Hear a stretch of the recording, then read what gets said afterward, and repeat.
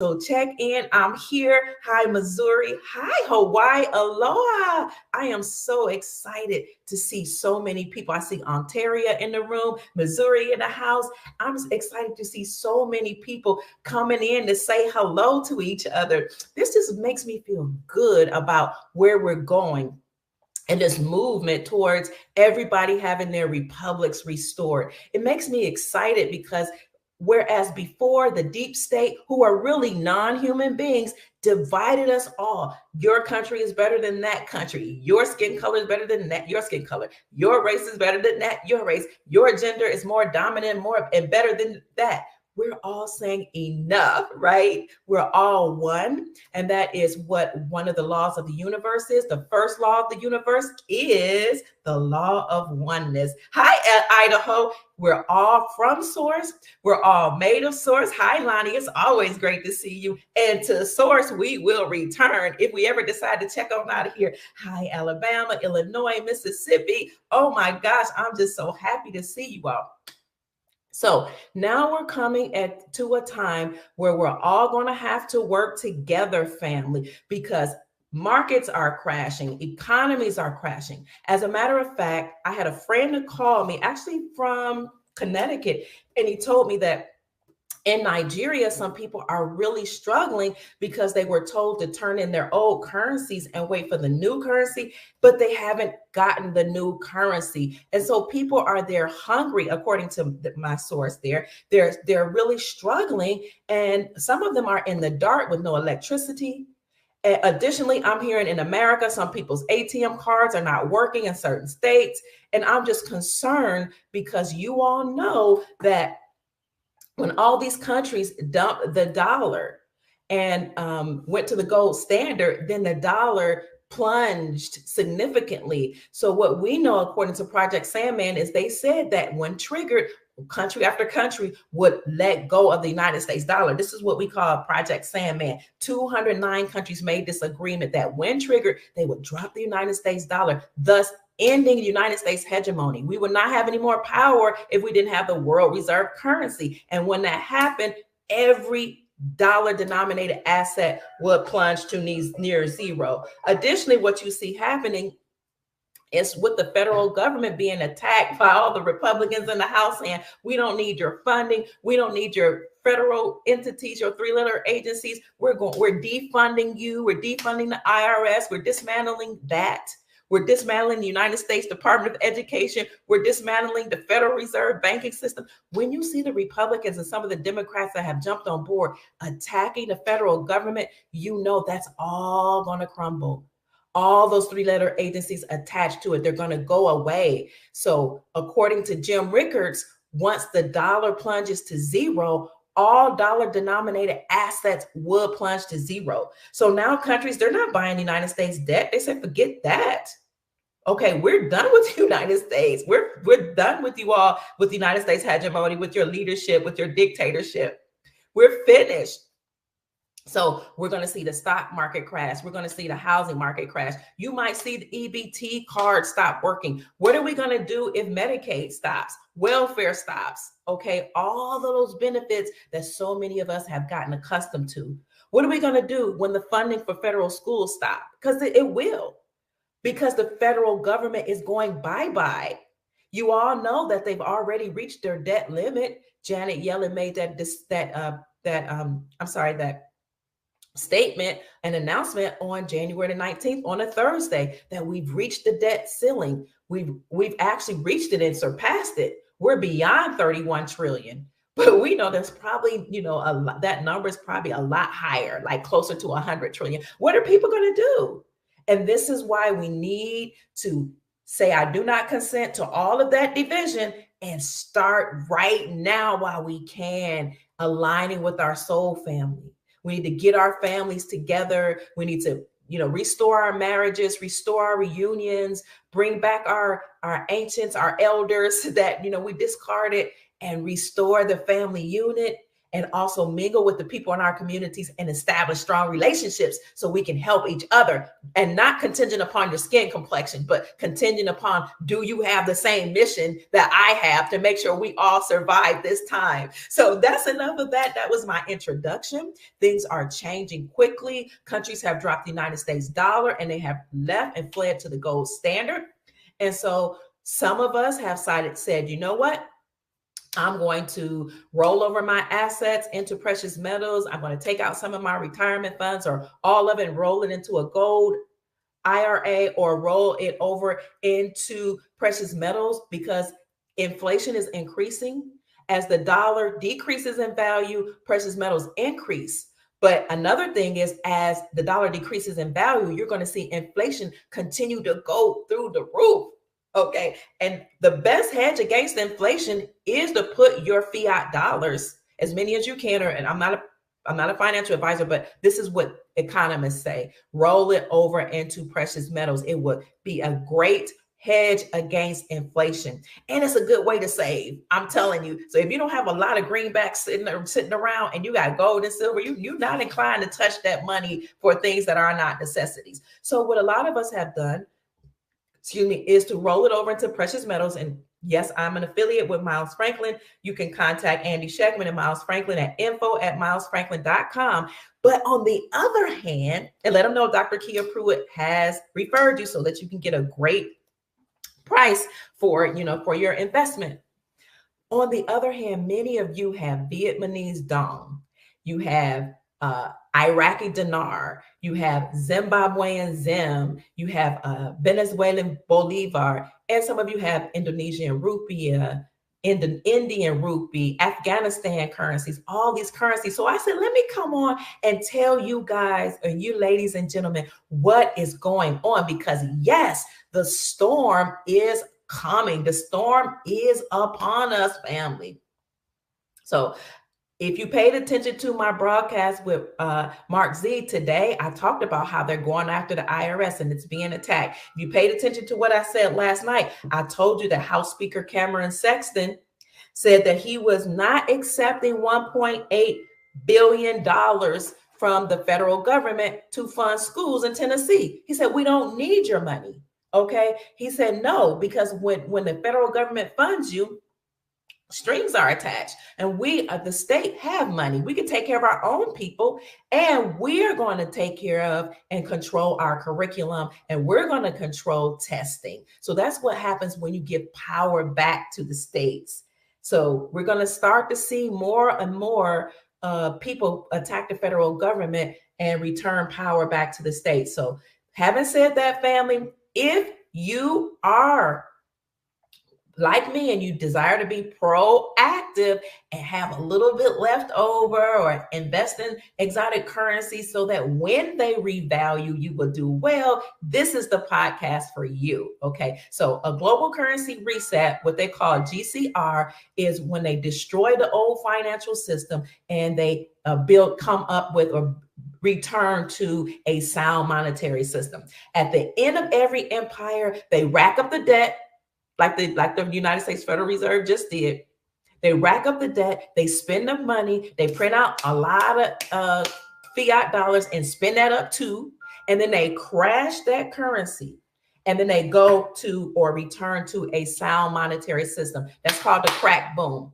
That's a global currency reset as well, because you're resetting the system. So whereas the whole world was based on fiat dollars or based on the United States dollar, because the United States dollar was the world reserve currency, you're going to destroy that system and move to a sound monetary system. So when those countries drop the United States dollar and move towards the gold standard, that's essentially what was happening. So when people ask me, when is the global currency reset going to occur? It's occurring right now in real time. You saw it when Putin left the United States dollar, and then he led BRICS to do it. Yes, I saw somebody mention BRICS: Brazil, Russia, India, China, South Africa. He led those nations to then drop the United States dollar and move to the gold currency. Then Saudi Arabia did it, and all these countries did it. So that is the global currency reset. What happens once you have a global currency reset is that all the currencies around the world will be revalued. That's what we're calling the RV. Some people get that exchange, get confused with when you're going to exchange or go in and get a return on your investment. No, the RV is a revaluation of the currencies, returning currencies to their original value before the currencies were decimated and devalued through war, sanctions, and United States forcing their currencies to be devalued and encouraging them strongly to use the United States dollar, or encouraging them by force to use the United States dollar. So we're experiencing a global currency reset and a revaluation of currencies right now. So everybody's favorite currency happens to be the dinar. And I think that's because a lot of people came into this community by way of those who invested in the Iraqi dinar. So you all over here already know that the Iraqi dinar is actually revaluing right now because in October, al-Sudani, who is the prime minister of Iraq, said, I am going to fight endemic corruption in my country because corruption has significantly devalued my currency. And because of corruption, the middleman, the everyday person was not considered. He said, but over here, we tend not to do that. My administration will be concerned with the people of our country. And as such, he said, we're going to fight endemic corruption. We are going to return our stolen money back to my nation, meaning his gold. And I'm going to revalue the IQD, or the Iraqi dinar, against the United States dollar. So that's what he's been doing. And then, yes, this week, he announced at first that it would just return to its original value. And so we knew that was $3.48. Stay with me, family. I'm going to get into some more information, especially when I tell you don't sleep on Vietnam. So there was some discussion about him returning to the original rate of $3.48. And then we heard him do a speech where he had spoken to the Iraqi people in his language, but somebody did translate that for us.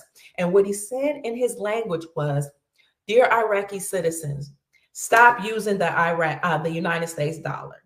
Leave the United States dollar alone and put your trust and faith in your own country and your own currency. He said, I'm making this country stronger. I'm making this economy stronger, and we are going to thrive. Our economy will boom. So you don't need the United States dollar. All you need is faith in your own currency. Once he said that, we saw him going to work. He also presented the budget, or the budget was presented to him, excuse me. And so they're working out the budget. And those are the two things we've been told for the longest. We're waiting on them to get rid of the person who they had in control before al-Sudani, because, you have to get rid of the deep state in order for the country's currency to revalue. And we're waiting for the new budget. Well, all that's been presented. Thank you so much, Majestic. And as Majestic said, it says, I'm going to Cape Town, South Africa next week. So they got to take, I'm sorry, you said something else. Oops. Somebody said something else about of how the new Iraqi rate is coming out next week. So they are anticipating Iraq to come up with a new rate. So it's floating right now, and it will stabilize over time, because as al-Sudani said, he was stabilizing the economy and the country. Thank you so much, Majestic. I appreciate your blessing. May the Creator bless you with all of your heart's desires. So, family, people have been, yes, the federal government should be resolved. People have been investing. Oh, it's 11/11. Hey. Was it 11/11 or 1/11? Oh, so people have, or maybe it's 11/11 wherever this person lives. Hi, Ken. I don't know where you are. It's almost 2:11 here, so you must be 3 hours behind. Maybe you're checking in from California. People have been investing in the Iraqi dinar for years. I have talk to people who have been in this community for over 10 years. So for all of you who don't know, what happens is when a person goes, when the United States would go into a country and invade it, they would fund both sides of the war, but they would decimate that country's economy. And that then would bring down the value of that country's currency. For example, it happened in Kuwait in the 90s, late 80s and the 90s. Well, you had CEOs of banks, world leaders, executives all over, presidents to buy those currencies, such as the Kuwaiti dinar, when it was devalued or when it was low and decimated through war and sanctions, and then hold on to it. And then after the war, America would go into those countries, build it up, build up the railroads and all this, and that will restore the economy and thus restore the currency. So that when the currency would revalue, those people, unbeknownst to us, the everyday people, everyday working people, they would then exchange their currencies and become millionaires and billionaires overnight based on the new rate or based on the currency being restored to its original rate. And that happened in Kuwait. So a lot of people right now, thank you all for sharing the information, family. Hello. A lot of people are invested in the Iraqi dinar. So much so, especially since people have been coming out talking about Iraq, they're revaluing their currencies, their currency, their country, their economy is starting to pick up. Now, I don't know if you all were aware of this, but now there was an announcement by Safe Dinar, because Safe Dinar actually was a place that from which people would buy their currencies, that so the demand for the Iraqi dinar is so high that they need to make some changes. So this is why I made this my thumbnail, family. The dinar is doing so well in terms of the demand being so high that Safe Dinar, one of the companies, again, that sells the dinar, is saying, look, we're going to have to do something about this, because as you all know, when the demand increases, the supply dwindles. When the supply dwindles, that also revalues the currency, because, now you have to make it cost more. So this is the thumbnail that I put on here. This is the Iraqi news. So this just came out, and my friend Patrick Hawkins, also known as Metroid, sent me just a screenshot of this. And I was like, oh my God, I got to go to Safe Dinar and look it up for myself so I can read it to the family. So thank you, Pat. I love you so much. He's from my hometown. I was born and raised in Cleveland until I was a teenager. So all my family is there. Thanks, Pat. We appreciate you. Listen to this. Recent changes by the Iraqi Central Bank of Iraq have dramatically increased the demand for the IQD, or the Iraqi dinar. This increased demand has put a strain on our international supply chain. Okay, so yes, companies are still selling it, but it has a strain on the international supply chain. This situation has directly affected our ability to process orders for this currency in a very timely manner. We apologize for this inconvenience. They say, we'd like you to know we're going to ship out the orders on a first come, first served basis. Please know that we're doing everything that we can. And because of the exchange rate change, and because of subsequent, let me blow this up. Please know, because of the exchange rate change and subsequent increase in demand, that our rates are subject to change at any time until you have paid. Once again, the situation involves only the Iraqi dinar. We want you to know we're doing everything possible to keep your orders flowing. But notice that they said the exchange rate is changing, and there's a subsequent increase for this currency, increase in demand for this currency. Let me know in the chat what you think about that, family. Again, hi, Germany. Hi, Alexandra. It's great to see you. Oh, I missed someone contributing. My goodness. Thank you so much, Sister Susan. I love the flow of knowledge between you and Sarge. So for all of you who didn't know, Sarge and I did do a podcast together. He was a sergeant in the military. I believe he was a Marine, and he and I did a podcast together. You can find him at Icons 2020 on Rumble.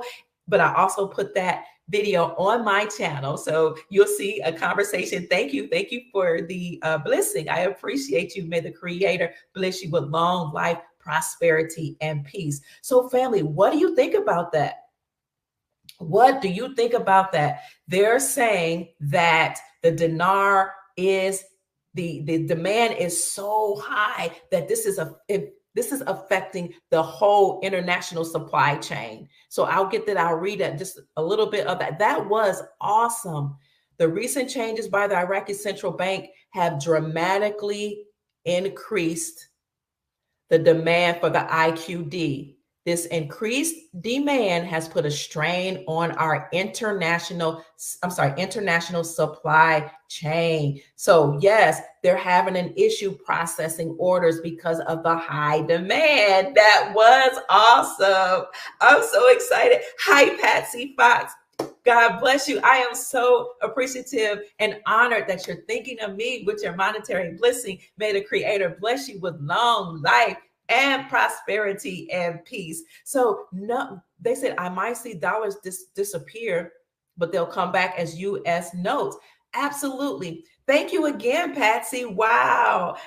Twice. I'm just so honored. So family, I love you all so much. You are amazing. Not only are you amazing, but you are so supportive and you know how to share and express love. Wow, it's so great having your show. Oh, thank you, Randall. I'm so proud and happy that you all even accept me. Thank you so very much. So family, this is what's going on with the Iraq news. This is huge. So listen, a lot of people are buying right now. A lot of people are getting into this community and saying, I'm going to buy Iraqi dinar. Yes, with more awareness about the dinar, the demand increases. That's economics 101. And as the demand increases, the supply decreases. As the supply decreases, the price and value increases. Thank you, Randall. Oh, I love you so much. Thank you. I love you. I appreciate you. May the Creator give you all your heart's desires and mend every relationship that you desire to be mended and give you prosperity, long life, and peace. I saw a question here. So I'm going to try to go ahead and flow and then answer questions. Thank you for saying it's a great show. So family, also keep in mind, why are people lined up to exchange dinars? Also keep in mind, family, that as the people become aware of what's going on with the Iraqi dinar, some people are going to start to look for other currencies just in case the dinar, they can't find dinar, at these companies. And there was something else I was going to say. Yes, don't tell everybody what you have. Just keep it safely. We're going to get to the dawn. We're going to get to it. Oh my goodness. Yes. Somebody said, what'd you say, sis? Wait until they start saying that they'll offer to buy back dinars. Right. They will do that. Thank you. And I also appreciate you, Sister Linda. You're always so loving and supportive. Thank you so much. May you have all your heart's desires and all the joy and peace and abundance that you and your family desire. So I love you more. Thank you so much. I love you as well. I love you all from the bottom of my heart, and I love you to life. Where can you buy the dinar? Family, let them know where we can buy the dinar. So that is the Iraqi news, that there's an international issue with them getting the dinar in their hands, these companies that are selling the Iraqi dinar. Oh, I was going to say, keep in mind that President Trump had a conversation with Fox News, and you can look that up on YouTube. I've shown it too. Look up Trump's interview regarding Soleimani. So what he said in that interview was, look, we have helped Iraq many times over, and they're going to pay us. And so the interviewer said, well, what do you mean they're going to pay us? They said that they're fine and you haven't done that much for them. And President Trump said, listen, that's what they're saying publicly. He said, but people will say one thing in the public and another thing in private. He said, we have helped Iraq. We've gotten rid of all of those entities that were there in their country, interfering in their politics and interfering in their growth. We got rid of them. So he said, not only did we do that, but we did it because we knew we were going to get something in return. He said, absolutely, they're going to pay us. And so she said, well, what do you mean you're going to pay? You're going to make them pay you?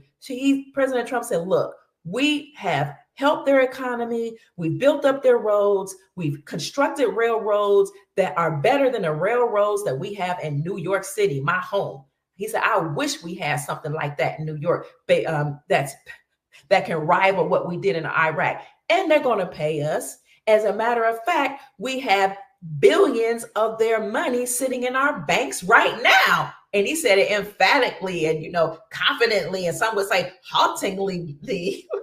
Yeah, because they gonna pay us for us taking care of them, protecting them, sending military there, and building up their country after it had been decimated.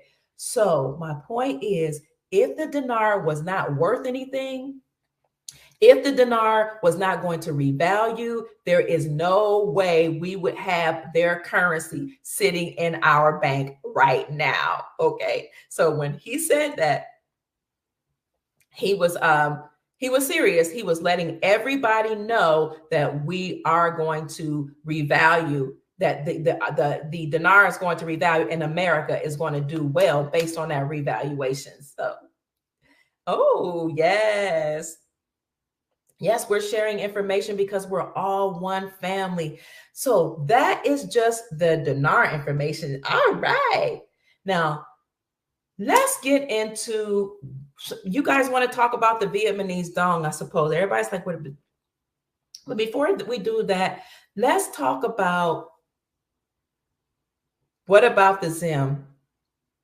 Okay, we'll go ahead and talk about the dinar, and then the dong, and then we'll talk about the Zim. So I put in my on the title, don't sleep on Vietnam. I kind of want to save that for last because Vietnam is doing well. So let's talk about let's talk about, you see, I'm kind of getting thrown off. Should I talk about Vietnam? Okay. Now, let me talk about Vietnam. So what's going on with Vietnam is, you all might remember during the trade wars between the United States and China. You remember that? 45 was really concerned with how much influence China had on America. And he kept saying that everything just about that's made in America is not made by Americans. And that was an issue. And he said everything just about is made by China. And he said that is something that we should be concerned about. A lot of people back then did not understand or understand and understand where he was coming from, because the mainstream media said, oh, he's just racist. He's trying to speak against China. He's calling it the China sickness. He's saying China sent it over here to cripple us, that they are trying to take over our nation. But, that made me think. Let me look at all the stuff I have. Let me look at the purse. Let me look at the clothes. Let me look at these auto parts, and everything really did say made in China.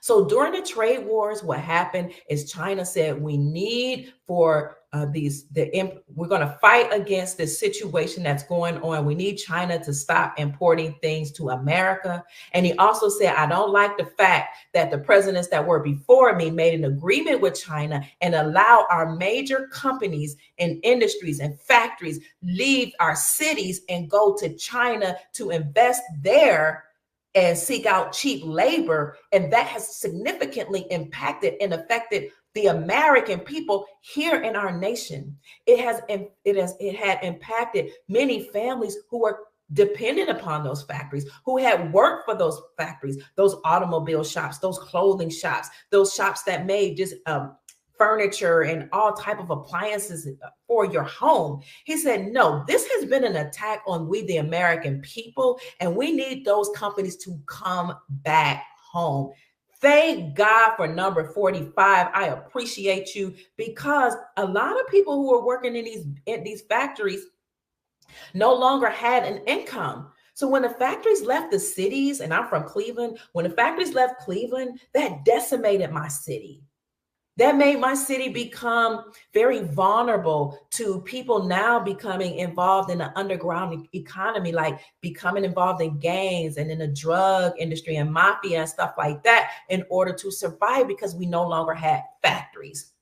Do I say that people did the right thing? No, I'm telling you, people did what they felt they had to do to survive in cities like Cleveland, Detroit, Pittsburgh, and all cities all across the nation lost these factories. So what happened was some of those companies did come back, but some of them did not.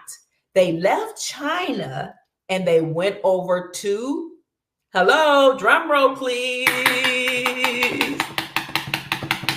Those companies left China and then went over to Southeast Asia, mainly Vietnam. They chose Vietnam because they knew they could still get cheap labor.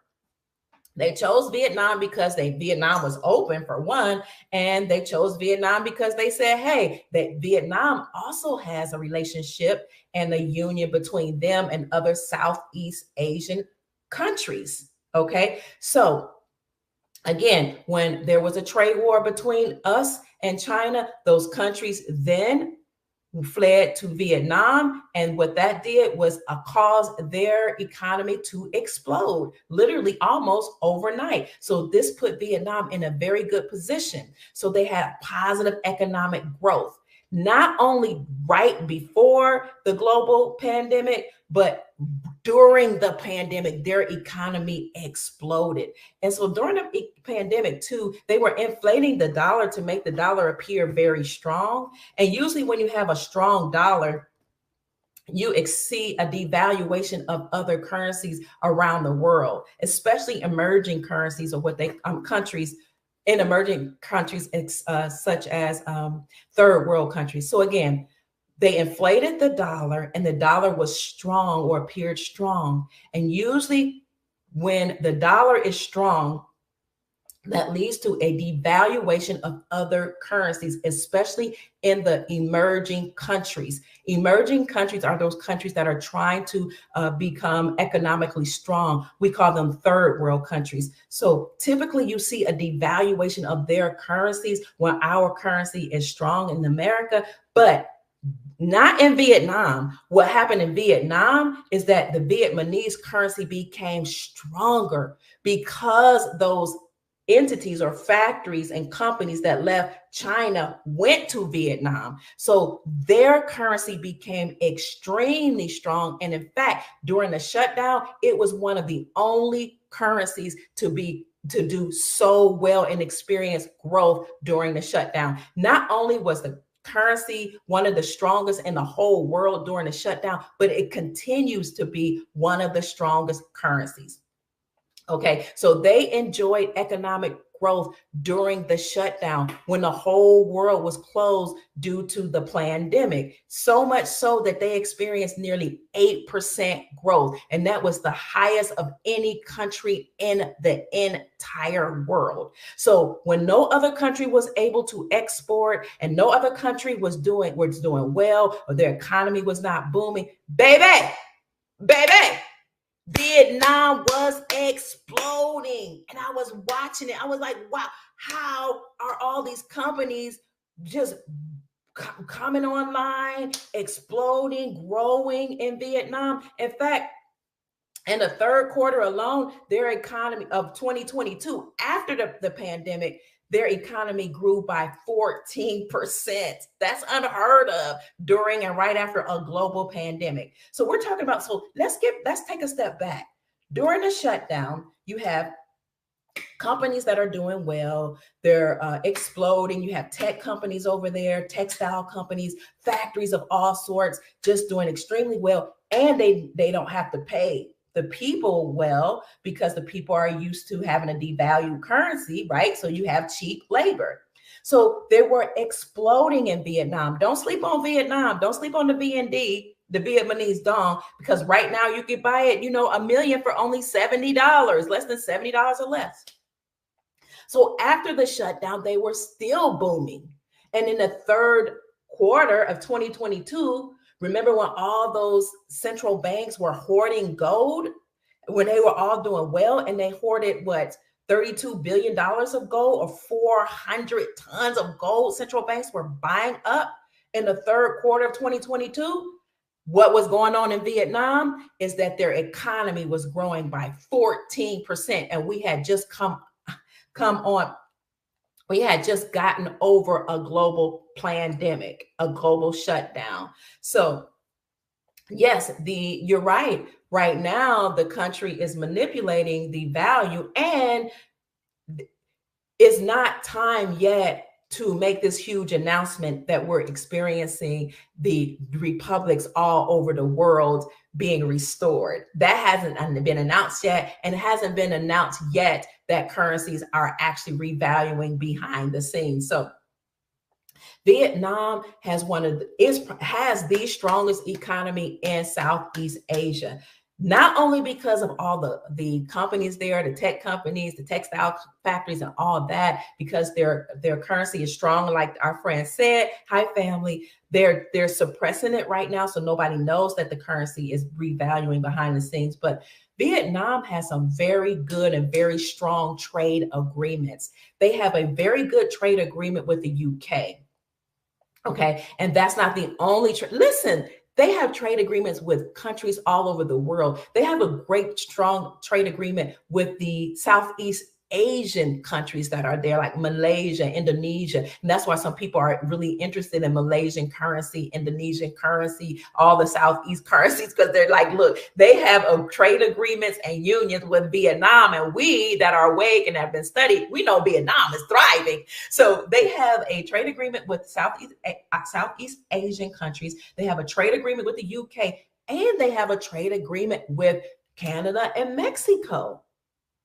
And I think that is interesting because we know that there is a trade agreement between the United States, Mexico, and Canada that number 45 put together, called the USMCA. And that was important to do so that when it all falls down, when the system falls down and we don't have everybody importing to us, we can all trade amongst each other, United States, Mexico, and China. So for Vietnam to have a trade agreement with the United States, Mexico, and a trade agreement, with Mexico and Canada, that lets me know that, in a way, a subtle way, they also have an agreement with us, because we also have a trade agreement between United States, Mexico, and Canada. So listen, because Vietnam is doing so well, investors have decided to come in and help those companies. Investors are building up their houses and their housing market. Investors are just pouring in money into Vietnam because they see that they have all these agreements with the UK, Mexico, Canada, Southeast Asia, and they're doing so well with the factories that are over there and the businesses that have come there. So people are investing in that country, and that country's economy, therefore, is booming. Because of this growth, this country, Vietnam, has been able to export all of its goods without sanctions, even during the pandemic and immediately following. So all of these things that we have spoken about has helped their economy to thrive. It has helped their economy to thrive to the extent that they are considered one of the fastest growing economies in the world. So one of the fastest growing economy, and really one of the strongest currencies, but people don't know it, because if the economy is thriving, the GEP is doing very well, then that means that the Vietnamese dong really is very strong and will soon revalue. So even though it doesn't look like it to our natural eyes, and when we look at what is the exchange rate right now with the VND, trust and believe that it's going to be restored to its original value and increase and go higher. Because remember, when you have a revaluation of currencies, you will revalue the currency based on the resources that that country has.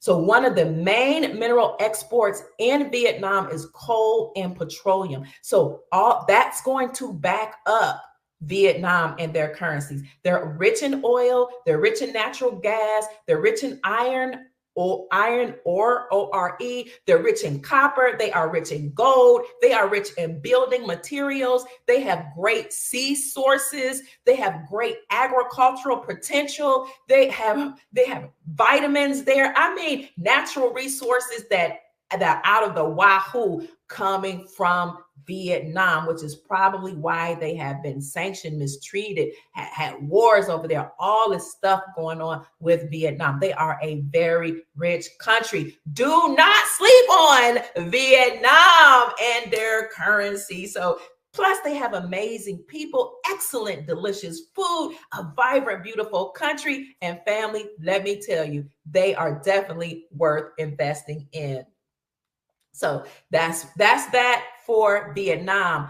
Wait, let's stay awake, family. There are other countries other than the dinar. Like we support Iraq, we support the Iraqi dinar, and we're looking at the Vietnamese dong. So this is excellent news about certain countries going on right now.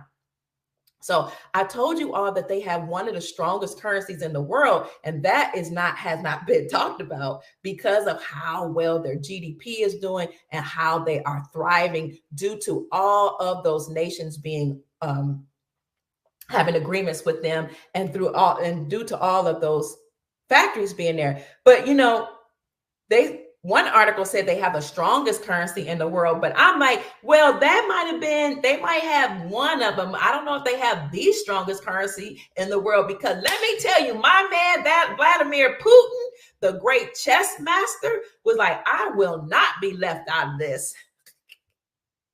Because in the summer, if you recall, it was published that the Russian ruble was the best performing currency in 2020, despite sanctions.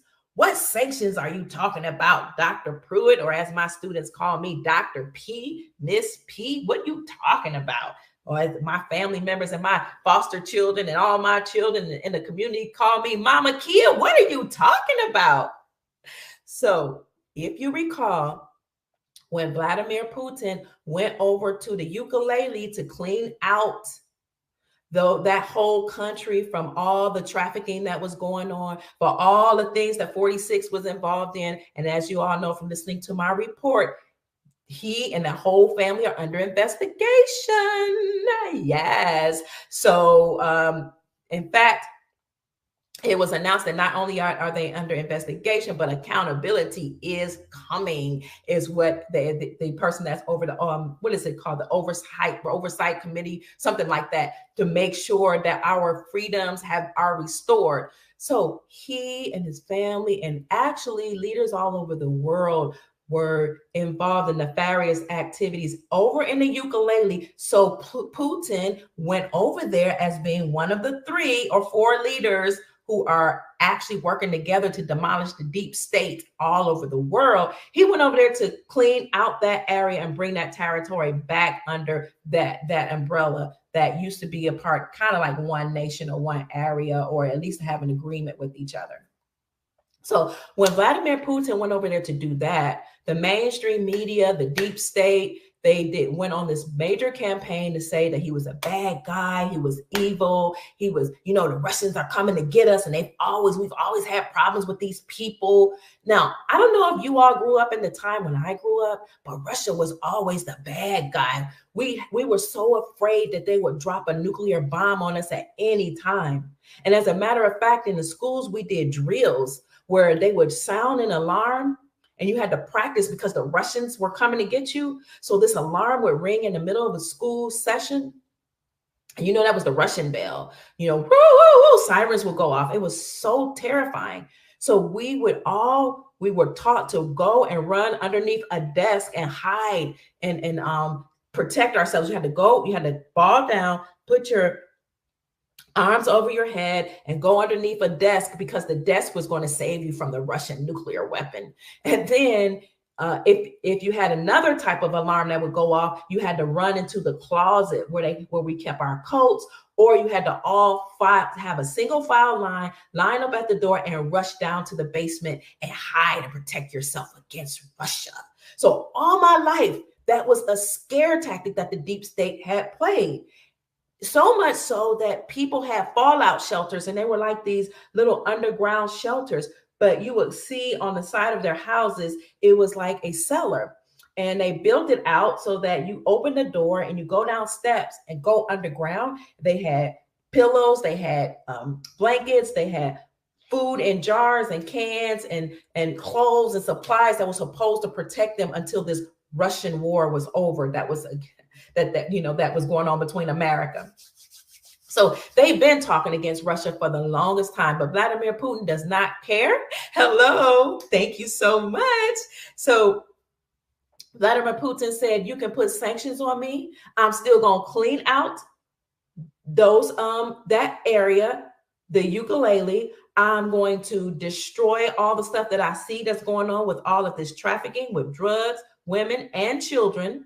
Okay. And I'm going to do my job that I signed up to do with the help of 45 and Xi Jinping and some of the other world leaders and the Grand Army of the Republic and military from all around the world. Well, what happened was 46 put a sanction on him and he clapped back on that tail. Somebody said, I love Thailand. They got great food. He clapped back on that tail and said, oh, the United States, y'all thought y'all going to sanction me because I'm doing my job to liberate people?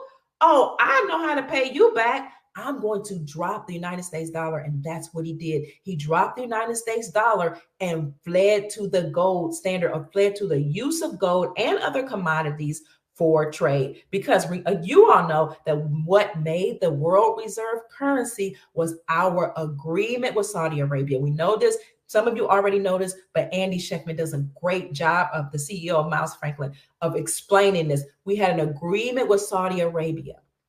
You give us the oil, we'll protect your Saudi kingdom, and we will force all nations around the world to trade with the United States dollar. That made us enjoy the U.S. petrodollar status and United States hegemony. And if anybody didn't want to trade with the United States dollar, our military backed us up, and we would just go into their country, invade them, get rid of a lot of people, devalue their currency, and make them pay.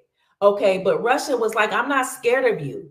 So not only did he leave the United States dollar, but he then led the BRICS Union, Brazil, Russia, India, China, and South Africa to leave the United States dollar. And that inspired Saudi Arabia. So remember, if Saudi Arabia left, it's over for the United States dollar, because that was the agreement. We had an agreement between the United States and Saudi Arabia, which made our currency the strongest currency in the world and the world reserve currency. So now we have all the world nations, all exporting nations have left the United States dollar and joined the BRICS Union. So when Russia made that decision to leave after that sanction, their ruble exploded. So Vietnam does have a strong currency, but then the Russian ruble became the best performing currency in 2022, as you see, despite sanctions. Yes, I'm definitely going to leave that article in the description section. So it says the Russian ruble has rebounded from crippling economic sanctions imposed on Moscow following the invasion of the ukulele, and is now at its strongest in more than 7 years, earning its distinction of being the best performing currency in the world so far this year. That was actually reported in the summer. I think it was around July. So I'm going to leave that for you to read, family. I just wanted to show you that not only is the Vietnamese currency doing well, they just haven't let you see it yet. We just don't know it yet. They're still suppressing the prices. The dinar is doing well. It's going to continue to do well as the demand increases.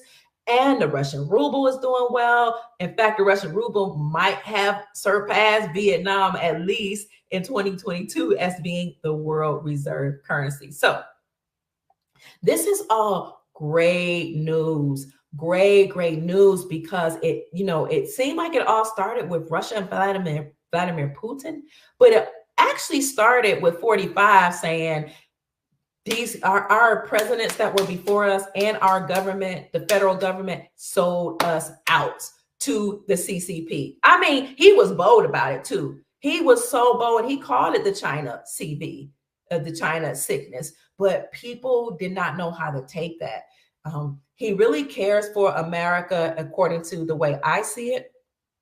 But what happened as a result of that was actually you had, and I don't have the article before me, but you had I do have the article. You had the CCP to actually defect. Okay, so all of those entities, the Chinese Communist Party, who had made an agreement with world leaders and made an agreement even with American leaders to overtake our country and to destroy, I don't want to say destroy, or take over all the housing market and decimate our economy and make us sick. Now, I know they all work together, but you had a strong union or force of the CCP here in America taking over here and other countries. But the good news is once 45 started speaking out against that, you saw a whole bunch of people defect from the Chinese Communist Party. And I've reported on this before, but it's been so long. Let me say it again. In August, this was reported, and I do have that on my channel. 400 million people cut their ties with the CCP in defiance of communist control. Now, so again, all this started actually with 45 saying we're not going to allow people to come in our country and overtake it. And neither will we allow these foreign domestic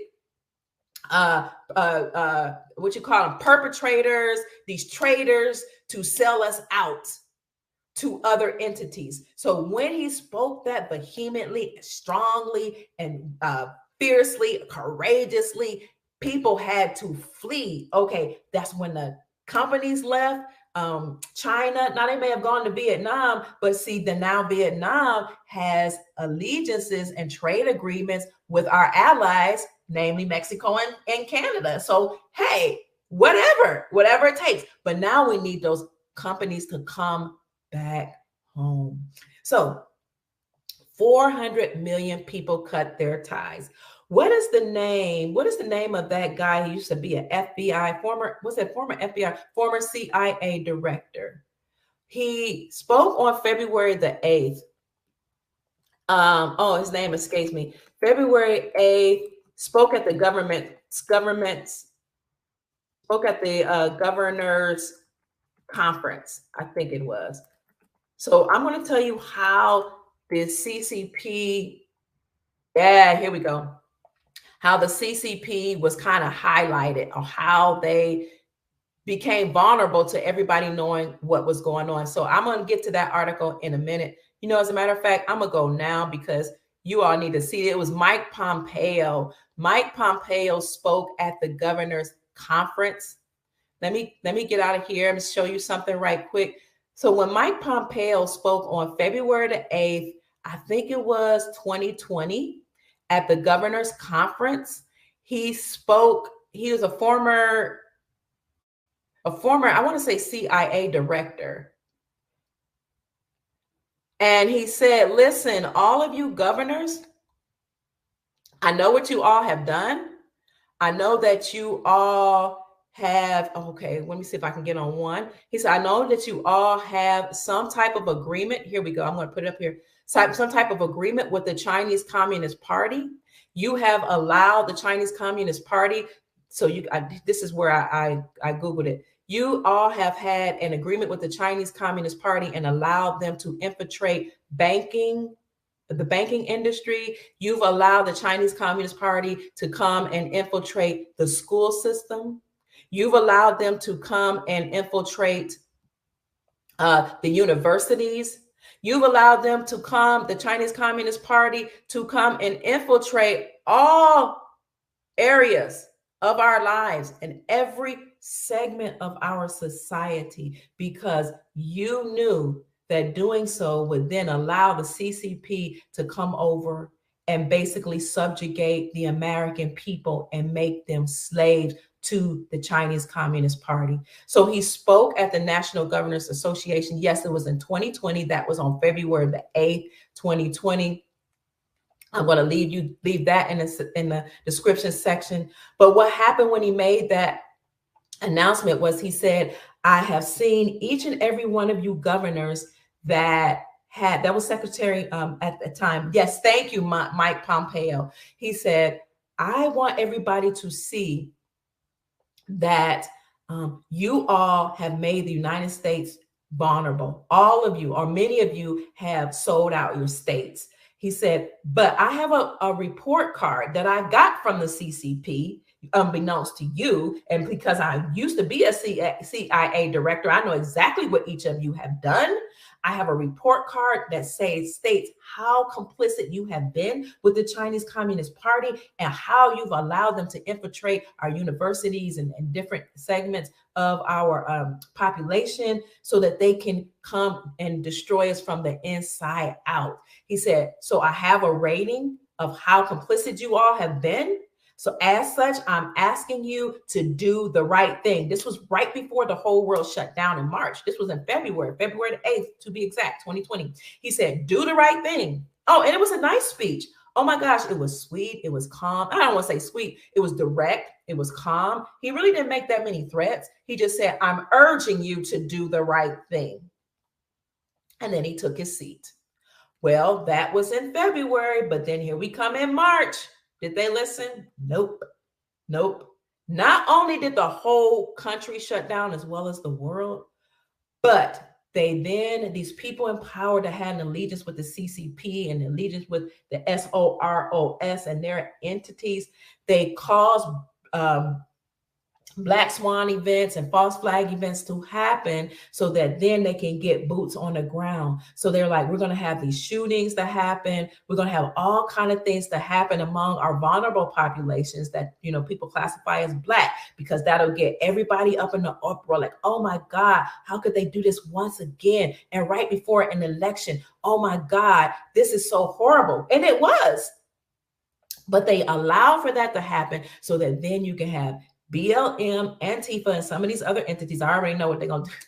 They don't like when I mention that on YouTube, but they allow all these entities to then rally up the people, get them all upset and cause them to march and protest and all that, which, nobody says anything bad about a peaceful protest, but they were antagonized by these George Soros funded entities, BLM and Antifa. They were antagonized and encouraged to destroy their own properties, their own communities.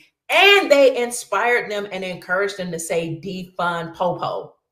Y'all know who Popo is, right?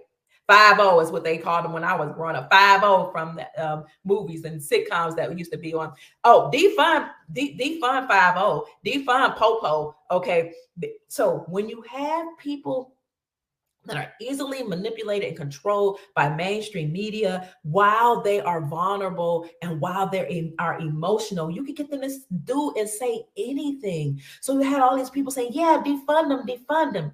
But what was happening was behind the scenes, the CCP had actually planned to then, once the Popo said, all right, y'all going to defund us, I'm not going to sit up here and be a danger to myself and my family by protecting people who are destroying their own cities.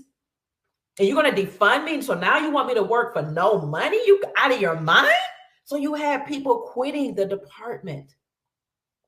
What that led to was President Trump standing up and saying, we don't need them to be defunded at a critical time such as this, when the whole country is in an uproar, the whole country and nations all over have been shut down. People are sick. People are leaving here. People are angry. They're hurting. We have vulnerable populations that are emotionally distraught. We have the vulnerable populations and everybody that loves them that are upset. They cannot believe all this violence, all these shootings. They don't know how to behave. Maybe they should take to the streets and fight too. Hey, we don't need the police to stand down at this time. We cannot afford to defund them at this time because you all don't know about the nefarious plans that are going on behind the scenes if we do that.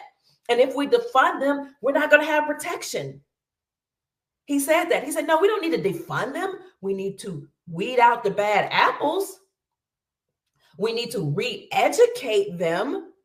And we need to send them support so that if somebody's sick, you send medical personnel. If somebody's having domestic problems, you send social workers. You send pastors who can help. And at times of bereavement, you send other support systems. Now, we over here know that under the Republic, that department will probably either be dismantled in some ways or retrained and allowed to be able to come up underneath the sheriff or the sharif if they desire to serve us.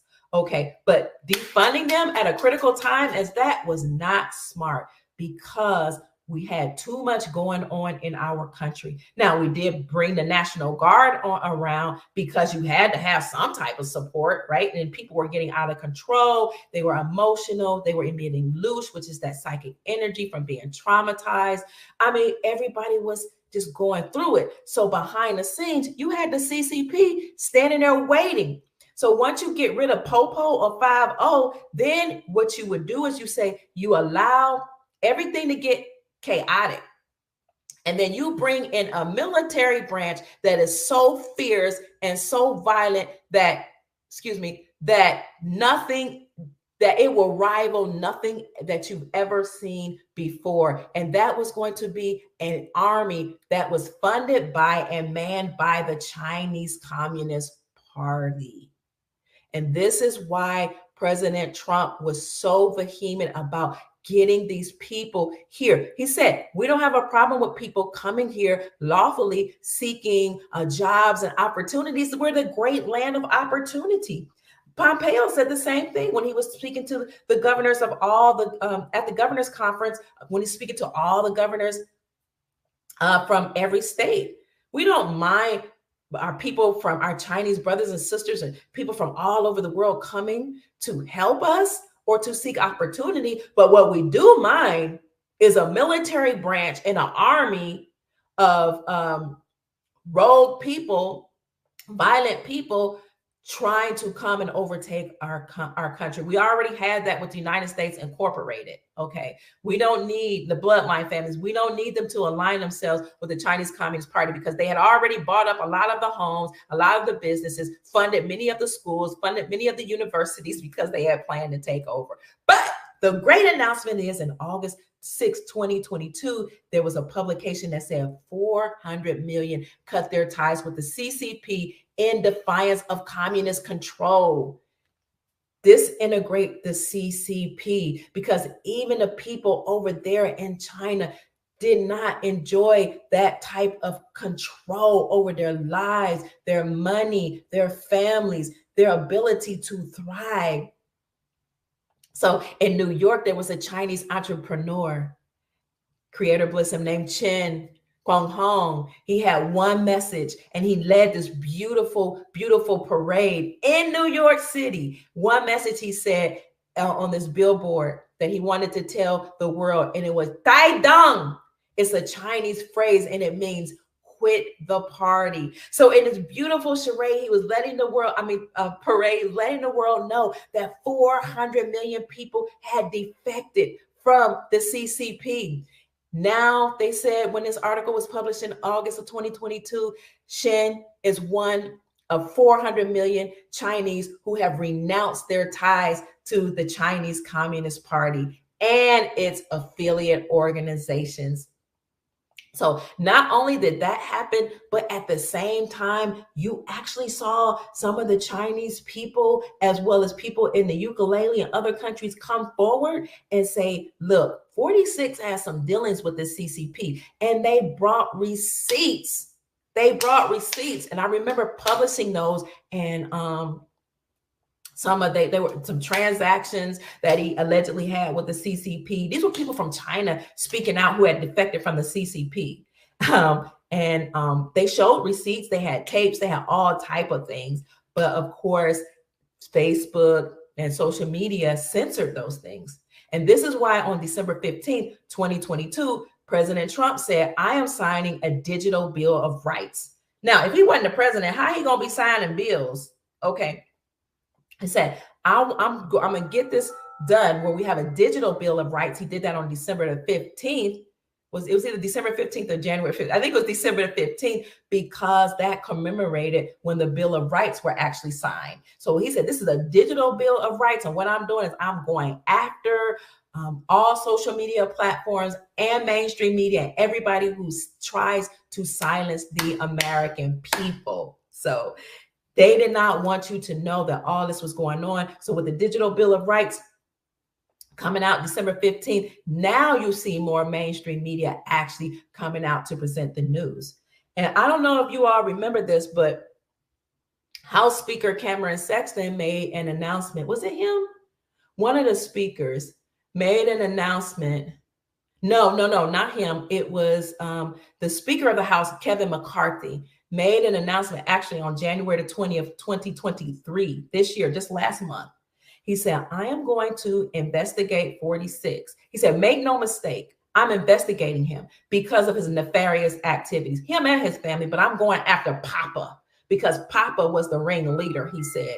He said, I'm going after them, and I promise you that the day after the State of the Union address, I am going to start the investigation. I did a whole report on that, and he did. He started that investigation the day after the State of the Union address. And he said, the reason why I'm doing that is because it's a security breach, the things that they've done to the American people, they've been involved in. And he named every single activity, all type of nefarious things that he's been involved in. And he said that mainstream media, social media, Twitter, and the three-letter F organization starts with a B, an F, ends with the I, has a B in between it. He said that entity, Twitter, and some of the other social media outlets colluded against the American people by suppressing all the information that was coming out against 46. So he said, I'm doing this for the people. This is what Kevin McCarthy said. He got to work as soon as he took over the House. Kudos to you, Kevin McCarthy. Yes, he said, and because the people don't know about what's been done, and it was an attack on their freedom, their First Amendment rights. So thank you for doing that. It's happening, family. So that's just a statement and aside about how the CCP is currently being dismantled. So what other information is in the news? Let's talk about Venezuela. Venezuela, or that great country with the currency called the Bolivar. People have been sleeping on them for a long time because they were so focused on the dinar. But I'm telling you, countries all over the world are now having their republics restored, their lawful government, as the deep state in their country they have to be taken down. So keep in mind that although many people have these currencies, it seems like it's a lot of people because our community is so strong and so tight, but we're probably only represent 1% of the population, the global population. I actually even know that these countries are dismantling the deep state and that their currencies will be revalued. So again, a lot of people is not aware of this information, and that's why we're here to keep everybody encouraged. So according to Nasara, in order to, before that, we have an official announcement of the global currency reset and a revaluation of the currencies. And before we can actually go and exchange, before you have an exchange, we have to have an announcement that the republic has been restored and that everybody has moved to the gold standard. That may not be an overt announcement. It might be a covert or quiet or behind the scenes announcement. And that's what I see happening right now when those countries left the USD and they actually returned to the gold standard, as well as when those countries had their gold repatriated back to them. And let's enters Venezuela because it was announced when their gold had to be returned to them. So now, in order to receive the benefits from, now you can exchange your currency anywhere according to what I've been told, but in order to receive other benefits from the SARA, people will have to go back to their home nation, which is a great idea if they don't have citizenship, in other countries. But you'll have to go back to your own nation in order to receive the Nasara benefits, because then that way you can build up your own nation. And for the most part, people only left out to the West because there were better opportunities and that the dollar had more value and they could go and work and get the dollar and send money home. Matthew, it's so good to see you. I'm always looking forward to you. Greatness to everyone, he says. Thank you so much for your offering. I love you so much. May the Creator bless you with long life, prosperity, joy, abundance, and peace. So a lot of people came to America seeking opportunities, and then they would send money home to rebuild their community, to help their moms, their parents, their dads, their family members. And then they would retire and go home and take the money that they made in the West, whether it be Europe or America, and live well. Thank you so much, Shai. I appreciate you. Thank you. I have to come up with a song. Thank you. Thank you so much. May the Creator bless you with all of your heart's desires. I appreciate you. I am so honored that you all love me so much and you support me. So they will only go to those come over here to America because they were seeking greater opportunities. And they needed to have something to thrive because their currency had been devalued. So some people, like some of the Venezuelan people that I know and Venezuelan friends that I know, came here to do that. But it was very hard to escape the country when their currency was decimated and they had so much corruption. So this is why people who are into Venezuela love the country. Look at the profile. It has striking natural beauty and one of the most highly urbanized countries in Latin America. So it's developed, it's beautiful, it has a lot of resources, it has some of the world's largest proven oil deposits, as well as huge quantities of coal, iron, oil, bauxite, and gold. And yet the Venezuelan people live in poverty. How, Sway? How? How are the people living in poverty when it is a vibrant country? It has lots of land, beautiful people, rich culture, plenty of resources like coal, iron ore, bauxite, and gold. How are the people living in abject poverty? And it's because of corruption. So keep in mind that a lot of the people who were in power, whether they were put in power by the West or once they became in power, they were educated in the West and overtaken and usurped by the West. They had to do the West's bidding. And when I mean the West, I'm talking about the United States Incorporated, that unlawful entity that's not a part of our real government, is not a part of the republic. They had to do the bidding of them and the military, unfortunately. So we have a lot of brothers and sisters who joined the military thinking they were doing, they were doing the right thing because they were following orders, right?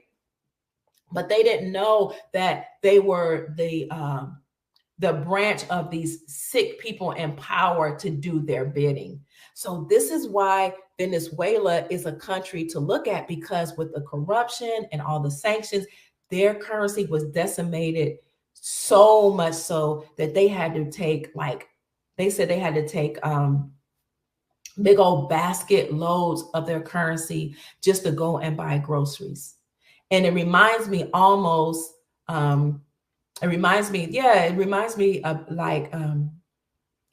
of Zimbabwe, how their currency was significantly deflated and devalued so that now their currency wasn't worth a lot. And so you had like higher denominations, like 500 billion notes, $1 trillion notes, $10 trillion. And I think one of the highest, and maybe the highest, is $100 trillion note in Zimbabwe. So that's why Venezuela reminds me of that. But remember, they have, what was it called? Iron ore and bauxite, I think they call it, and gold. These are the resources that are going to back their Bolivar, which then would cause the Venezuelan Bolivar to be revalued and to do well. So Venezuela is a country that I strongly support. And there's another thing that is particularly interesting about Venezuela is they didn't take all this laying down. It might have seemed like it, you know, at the forefront or in the news because we don't hear real news. But there was a time in 2020, actually, while the whole world was shut down, where there was a decision made to return their gold back to them. Yes. So that gold will back their currency and revalue it. So this says Return the Gold to Venezuela by Francisco Dominguez. Sorry. So this was on July 2nd, 2020. I don't know if you all can see this, but it was a British judge by the name of Judge Nigel Tier with regard to the Central Bank of Venezuela litigation for 31 tons of gold encrusted 31 tons of gold encrusted to the Bank of England to be returned to the Venezuelan state. He issued a verdict in favor. He actually issued a favor and verdict, in favor of Juan Guaido. And Juan Guaido was one of the leaders who was actually voted in order to take the place of the other guy who Maduro, I think, is the one that the deep state had put in power. So, but Juan Guaido, I don't know how to say his name properly to all my Venezuelan family. I apologize for that. But he demanded that the gold be returned back to the people. And on July the 2nd, 2020, Judge Nigel Tier said that it had to be returned back to the Venezuelan state. So he won that battle. And so the verdict was to return it. Now, whether or not they return it or when they're going to do that, I'm not sure. But we know that the verdict said that it had to be returned. So you had very strong, courageous leaders like this gentleman to say, give me back my gold. In America, Texas did that. Texas demanded that the United States Incorporated and the Federal Reserve and whoever else had that gold, give me back my gold. The Republic of Texas did that. And so what they did in response was to send a ice storm there. And I think it was a hurricane. It was horrible. And it was in the middle of a warm season. They sent that over there to harm the Texan people. The deep state did. But so Venezuela said, give me back my gold. And when you do that, family, that gold is going to back their currency and revalue it. And what I like about the Venezuelans is they understand and understand what real money is. Hi, Dale. Good afternoon to you as well. They know what real money is. So during the shutdown, you know, everybody was hard pressed for money. And even right after the shutdown, but Venezuela said our currency might be significantly devalued, and we're over here starving because of the corruption. But we understand what real money is. So let me tell you about the Venezuelan people. I love you all. I love you all to pieces with all my heart and soul, Venezuelans, because you are teaching the world what to do.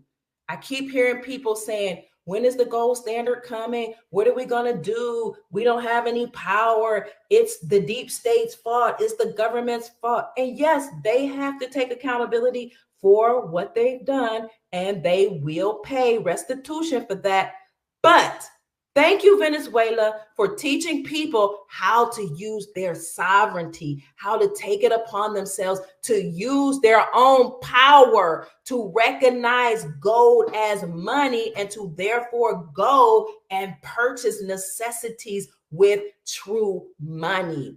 This was right after the shutdown. Some places were still shut down. Venezuelans were hungrier than Americans because they've been dealing with this for a long time. Look at what they did, family. I love you, Venezuela. They broke off flakes of gold and they paid for meals and haircuts and all their necessities. You talk about sovereignty, utilizing your own power, being proactive instead of just saying, I can't do anything. This is empowering yourself to operate outside the system. This is why I keep saying decentralize your life, decentralize your money, decentralize your asset. Learn to work outside of the system. You can bring in a gold standard right now today. You can operate outside the system right now, this very minute. So even if people don't recognize, gold and silver as money, I tell you what, they get hungry enough, they will, and they'll sell you something. Okay, because I've done it with silver. I know what I'm talking about. And you don't have to go to big corporations. This is why I say find the farmers, find your local community, find the people that are growing gardens, find the people in your community who can do haircuts, talk to your family members who cut hair, who do hair. You see why they've divided us? Find that person down the street that you wouldn't talk to because their skin color was different from you, but they know how to bake goods. Find that person that knows how to cook. Find that educator who's looking for a job. Find a mechanic. Pookie and Ray Ray knows how to fix your tire. Pookie, Ray Ray, Man, Ken, Ron, they know how to change oil. Give them some silver, cook them a meal, do their hair if they got locks, retwist them, and help them while they're helping you. We can make it, family, and we will. So Venezuela, take the lead. I'm going to let you take the stage and teach us how to operate outside the system by utilizing our power. So this was October the 20th, 2021, when this was published. This is only a 4-minute read, but I'm not going to get into all that. I'm just going to cover the basics. It says local currency, the Bolivar, has been rendered almost worthless by hyperinflation. We're right here now. We're right here. After the shutdown, the dollar had decreased in value to such that it was had lost 98% of its purchasing power. Once all the nations recently left the United States dollar and fled to gold and other commodities for trade, the dollar is darn near zero, which is why, like just last week, after we've seen inflation and prices go through the roof, we saw a significant increase in prices again. So the dollar is worthless right now. Of course, we're still trading with it, but nobody else is going to take it in another country. They're telling their countries what Al-Sudani just told his people to do last week. Stop trading with the dollar. Stop buying the dollar. Get rid of the dollar and invest in and use your own currency. Have faith in your own currency. So Venezuela, teach us a lesson. The currency has been rendered almost worthless by hyperinflation in 2021. So we couldn't even imagine or fathom the magnitude of their financial collapse. It was so bad that you had people on the streets that were begging for food and just homeless. But this is what the people did. There in the barbershops, restaurants, and hotels, these people would take flakes of gold, chip them off of gold, and exchange or barter services with gold. So it says a one-night stay in a hotel, that'll be half a gram. Lunch for two at a Chinese restaurant, a quarter of a gram. A haircut, an eighth of a gram, please. So it says George Jorge Pena, 20, figured that eighth came to 3 small flakes. So what you had were people trying to decide how many flakes of gold should we use. So they would just bargain between themselves and say, okay, we'll say that an eighth is like 3 small flakes, which is the equivalent of $5. So then that's how they paid for getting their hair trimmed. That's how they paid for food. That's how they paid for hotels, all their goods and services and their needs. So thank you, Venezuela, for teaching us a lesson. So whether or not you have gold is not the point. You can use gold. You can use gold RM notes, which only cost between $3.95 and $7 right now. You can use silver, which is less than $30 an ounce. I think that it was like $22 an ounce. You don't have to use an ounce of silver. You can use a half an ounce, a quarter of an ounce, an eighth of an ounce. You can use pre-constitutional money, silver dimes that were minted or silver coins that were minted before 1964 that contain 90% silver. You can use copper. You can use, freaking seashells, rocks, whatever it takes. You can use your gifts, your skills, and your abilities to barter with people in your community, because what's about to happen, and y'all know I'm all about spreading the good news, is as the dollar continued to has plummeted and lost value until they restore this system and put us all the way on the gold standard, you're going to see inflation continue to increase. which will give us, this is the good news, the opportunity to barter and to establish families and communities and work together. So you can do this right now. And I know this is about RVG, Global Currency Reset, GCR News, and all these currencies. But as an aside, until you exchange those currencies, family, you can survive and thrive now, because we're all in this together. They caused a great division, but we're coming together. And that leads me to the final currency that I'm going to talk about today, and that's the Zimbabwean Zim. But I'm only going to spend a little time on it so you all can get back to your day. The Zimbabwean Zim, they say, is actually a bond. It is not a currency, they say, although people have been using it like a currency. It's written on bond paper. And I like this because you have security features like a strip of gold, a strip of silver, or something like that. But at the top left-hand corner, you will see something that says, "This is a promise to pay the bearer upon demand." So I like that. And because it's also written on bond paper, it's written by the government, and it's something that we're going to redeem once it's time, once the global currency reset is officially announced and Republic is restored. So I'm not going to get into much about the Zimbabwean Zim, except for the Zim has been significantly devalued and almost rendered worthless, which is why they have such high denominations like 100 million, 500 million, trillion, 10 trillion, 50 trillion, what is $100 trillion. So the Zimbabwean Zim has been significantly devalued, but at once upon a time, Zimbabwe was one of the richest nations, if not the richest nation. And they called it Zimbabwe the Great, because of all the resources that country has and how rich the land is. The people were thriving, but the West, unfortunately, went over there, as they did in many African and Middle Eastern nations, and decimated it through war, taking over things, allowing other people to come in and, do things to the nation, also putting sanctions on them. But Zimbabwe has a lot of natural resources, which will back their currency. So we can look at that. What resources does Zimbabwe have? But the good thing that I like about Zimbabwe is, I don't know if you all know this, but 46 had actually put a sanction on Zimbabwe. And I'm not really sure. I can't remember why I reported on that so long ago, but 46 had put sanctions on Zimbabwe recently, but other presidents have put sanctions on Zimbabwe as well. So Zimbabwe actually made an announcement. Most people don't know this, in 2018, that they were going to go to the gold standard. So they made an announcement that they were going to go to gold standard. And they also said that they were going to make an allegiance or form an alliance with China. For China, I'll look that up for you. For China to help them mine the gold underground.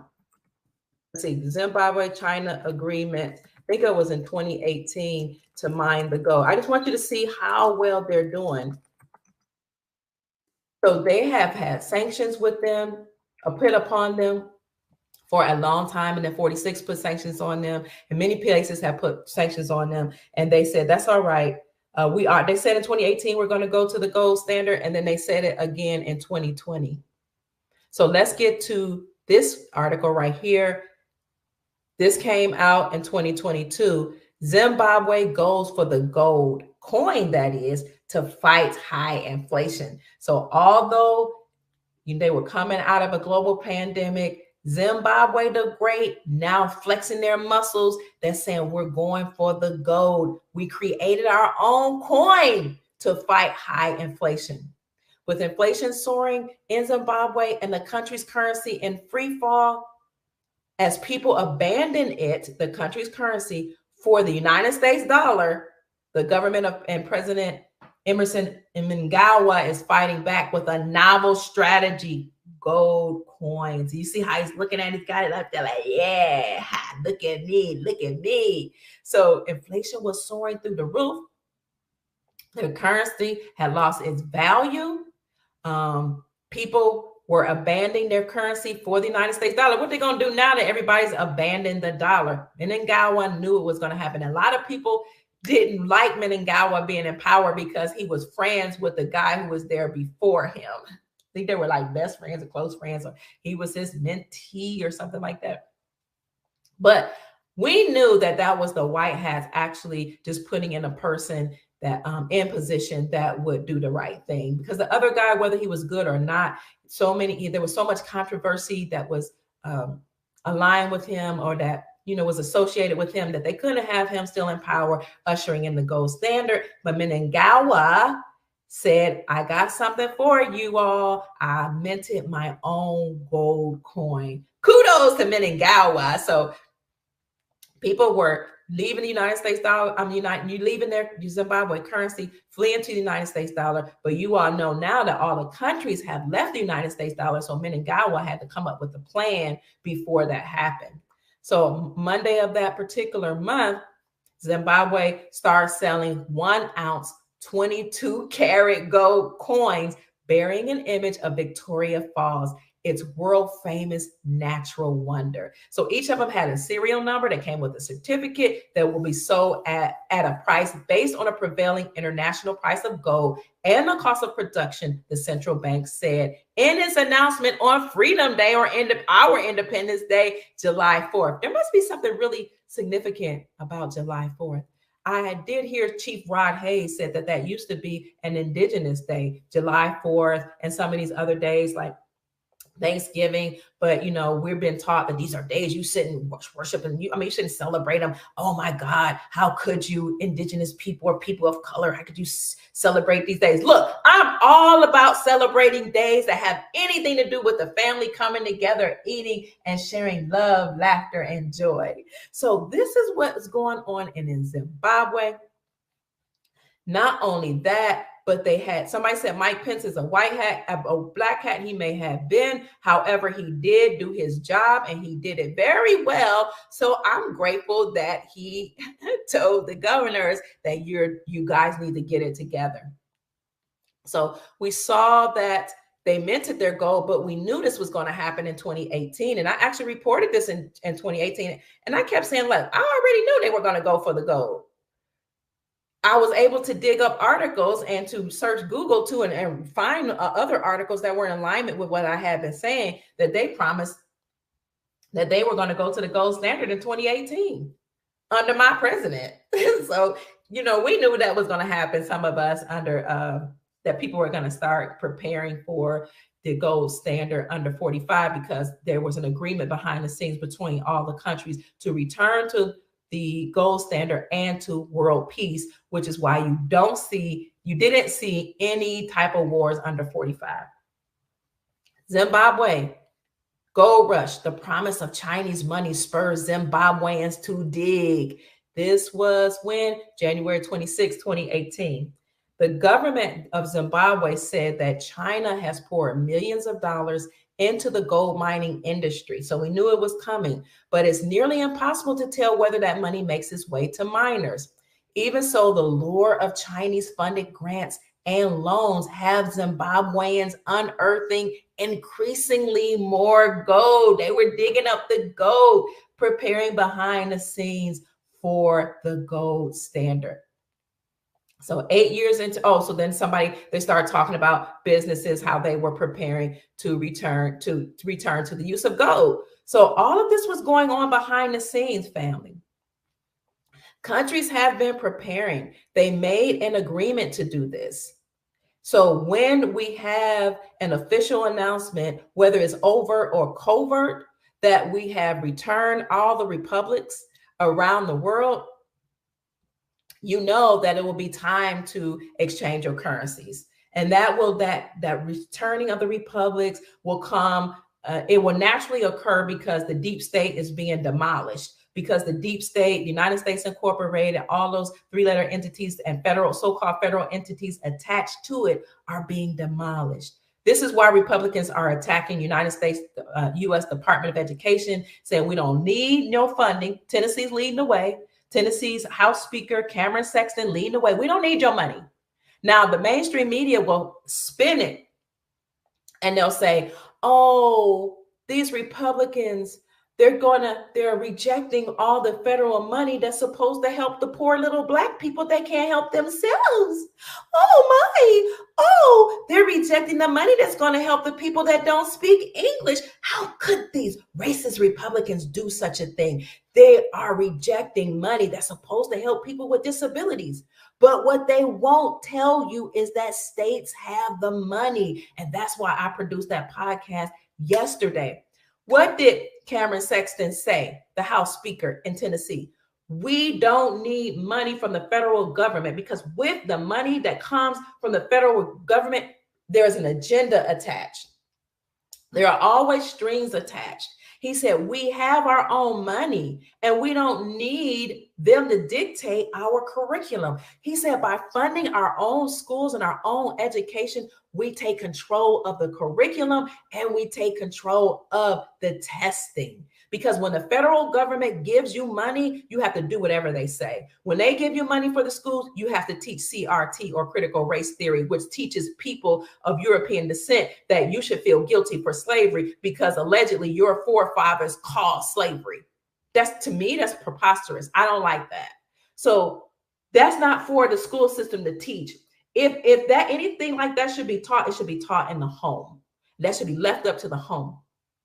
CRT would teach the children of color that you're going to have fewer opportunities. You need a hand up. You're going to have, it's going to be worse for you because your skin color is brown, so, just go ahead and take on that victim mentality and hate your Caucasian friends over here and go home and fight with your Caucasian spouse and your mother who happens to be biracial. That's foolishness. We don't need money from the federal government. Thank you, Cameron Sexton, for leading the way. So not only are they doing that now with education, they're going to get rid of the United States Department of Education. Be alert, family. Be aware that they might try to spin it and saying that they're going to hurt vulnerable populations. Because no, we have enough money in the state to fund the schools. We have enough money to take care of ourselves. And if you don't have enough money, come up with it. Okay, we can rally together. This is why we don't need division. Get around those people in your community that don't look like you, don't speak like you, don't share the same religion, whatever it takes, and work together to educate your own children. Same thing happened with them attacking the IRS. House Speaker McCarthy said, we're going to shut down the IRS based on House Resolution 25. And what was House Resolution 25 was a bill that was introduced by Representative Goodall from Georgia to promote the freedom, fairness, and economic opportunity by repealing income taxes and other taxes and by abolishing the IRS and enacting national sales tax instead. That will be administered by the state. They're trying to return power to the state. So what the Republicans did was they said, we're going to completely dismantle the IRS and we're going to return power back to the states. Get rid of taxing and let any tax that we have, like a national tax, or what they say was only one tax. Was it a state tax? A national sales tax will be administered by the state. So they're returning power back into the states and back to the hands of the people. So I'm going to get back to Zimbabwe, but I just want to let you know that the news will try to spin information to get you all upset in a tizzy and make you think everybody's racist, and we're tired of it.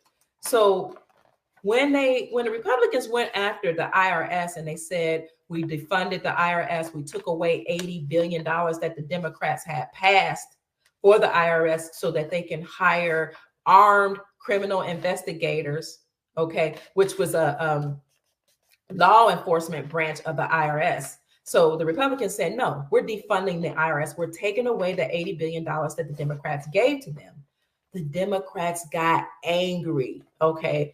Now, maybe it was just a handful of them, but they said, oh no, these racist Republicans, these crazy Republicans, they're taking away $80 billion. We weren't going to use that $80 billion to fund the criminal, the criminal investigative agents that we said we were going to hire. We're not really going to hire 87,000 new CI criminal investigative agents, but they already did hire them and they had started training them.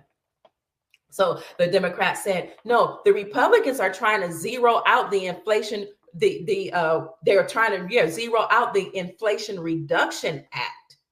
And this act, they said, well, it was intended to target the wealthy tax cheats, because those rich people, those people with a whole lot of money, those millionaires, those creepy, crazy millionaires, they're probably of European descent, they're racist and they don't pay taxes. So what the Republicans are trying to do, said the Democrats, they're trying to defund or zero out the Inflation Reduction Act so that we can't go after those wealthy people who cheat on their taxes.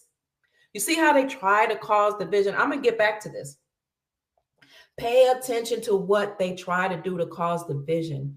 But no, this money wasn't supposed to zero out the Inflation Reduction Act to stop them from going after wealthy people. It was to defund them so that they didn't hire 87,000 criminal investigators. These criminal investigators were they were commissioned to shoot and annihilate or to get rid of Americans that they felt should have been paying certain taxes. And they were trained, and they had police, gear on them with rifles. They were given the license to execute us. So it's not that wealthy people were trying to cheat the taxes. It's that a lot of wealthy people walked in their sovereignty, as we should be doing. A lot of wealthy people lived in the private, as I explained on Mark Z's podcast this morning. A lot of wealthy people understood that the IRS is an unlawful corpse, a dead corporation, an unlawful entity that's not a part of our government, that should not have ever been, and that paying taxes to them is actually voluntary. So what wealthy people would do instead of paying taxes, they would do estate planning and put their assets in trusts, in different individual trusts. So a trust is a living document that must be signed by you and notarized, and that document holds and manages your assets. So that's what a trust is. So you put your gold in a trust, your silver in a trust, your car in a trust, this other car in a trust. You put your house in a trust, your business, any of your assets, any part of your estate, your life insurance policy. You put all that in a trust. And you do that so that you don't have assets when you put them in a trust.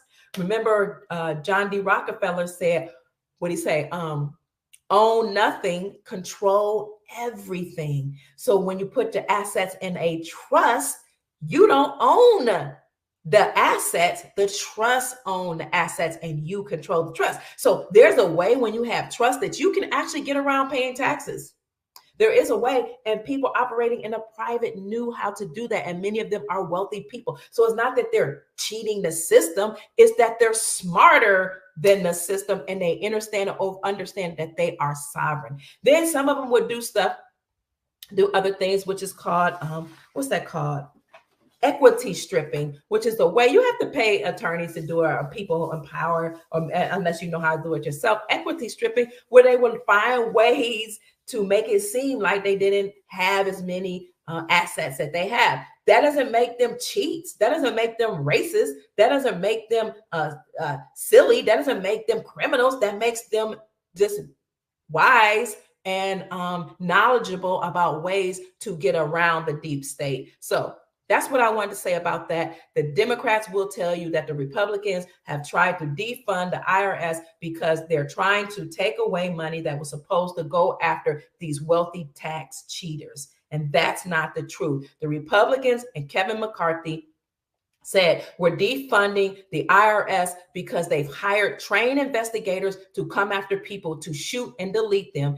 and because they're taxing the people and it's unlawful. And I'm going to say something that Kevin McCarthy said, God bless him, and I quote, "The government should be here to help you and not harm you." Thank you, Kevin McCarthy. So in my conclusion, I love Zimbabwe because they are a strong nation, because they have rich soil, they have lots of mines, they have gold, they have silver, they have all type of resources. I don't know about silver, they have gold, I'm sorry, they have oil, all type of resources. So this article here, when I looked at the resources, says it's an African nation that's blessed with a wide variety of natural resources, such as minerals and arable land. So you see a lot that they have arable land here, tobacco, potatoes, forests. You can grow things in the forest, fish, wildlife, minerals, mineral deposits, many different mineral deposits such as coal, gold, diamonds, and iron ore, which contribute significantly to their economy. You see that? And we all know about the diamond mining that went on over there. So Zimbabwe is changing. Now, without the deep state being over there, they will be able to enjoy their resources in their country, will be able to thrive, and their currency will revalue. So that is it. That wraps up my discussion, family. We've been on for an hour and 47 minutes. Are there any questions that you would like to ask me? So yes, the trust that you have right now, any trust you have right now will be a part of the old system because it is attached to an EIN number. An EIN number is attached to the IRS, and we know that the IRS is being dismantled. So whereas some people had,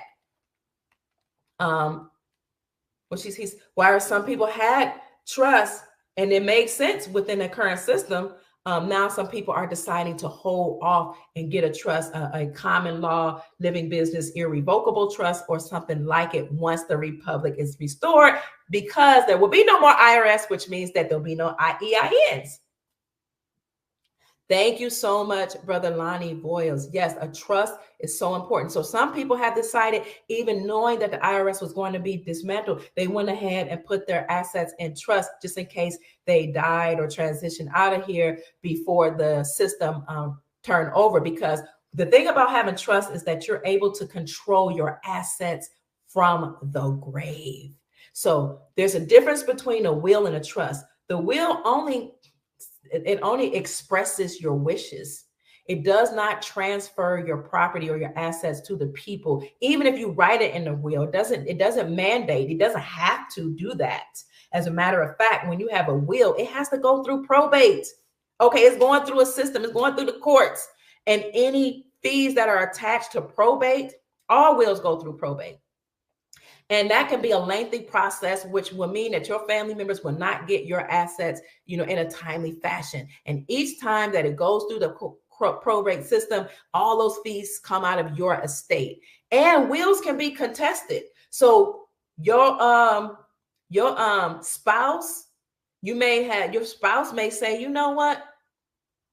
I don't want your son to get the 5 houses that you owned before me. And you gave it to him and put it in the will. So I'm going to contest that. Each time it's contested, those lawyers have to be paid. Those fees have to be paid. That's coming out of your estate. And it's taking longer to get your son those 5 houses. And who knows, if they win, that she might get those houses. So a will just says what, it just outlines your wishes. At the end of the day, through probate, the courts can make a decision what happens. Now, different from that is the trust. Whatever you say in a trust and dictate in the trust has to be followed because it's operating in the private outside of the system. It doesn't even go to probate court. It doesn't go through probate. It doesn't go through court. No attorneys are paid. It has to be followed. This is what sovereign people do. So don't let people tell you that these rich people are evil. They're trying to, just go against the government. The government is so righteous. Good afternoon. And they're so, evil. And, the Bible talks about money and that, people who love money, that people who have money are evil. That is not what the Bible says. The Bible does not say money is the root of all evil. It says the love of money. If you love money so much that you can't help love and support people, then the love of money is the root of all evil. You're welcome. You're most welcome. It's my great pleasure, family. We have 1,282 in the chat. At one time, we had almost 1,400. I appreciate and love each and every one of you. Yeah, they sent snow to Galveston, Texas, which is an island right there off I remember the Gulf of Mexico, which had never happened. They sent it there because Texas was trying to continue to be sovereign. Texas wanted their gold repatriated. Texas desired to take the taxes, remove state taxes from precious metals.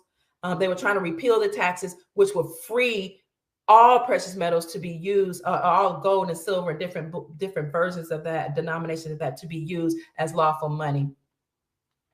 If you're welcome, if you desire, family, please hit the like button, subscribe to the channel, share the video. What if you have a disability? I don't know what that question refers to, but if it refers to, if you're talking about NESARA, everybody will benefit from NESARA because we each had a trust that was opened up in our names at birth. And when our birth certificate was turned into a bond, and it made money on the New York Stock Exchange. It was traded on the New York Stock Exchange and accrued interest. It just built up a whole lot of money. And so we'll soon have access to that money. So yeah, you've been telling people this for months. You're welcome. You're welcome. Where do I get the energy?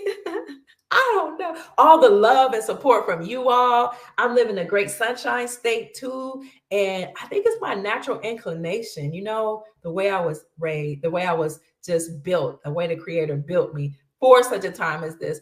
And one of the things that the Creator taught me to do a long time ago was to get rid of all of the things that were not conducive to my joy and align myself with those things that are conducive to my joy, that causes my joy to expand. So any relationships that did not help me to grow, I would try to make them, work. I mean, friendships, work, relationship, I would do my best.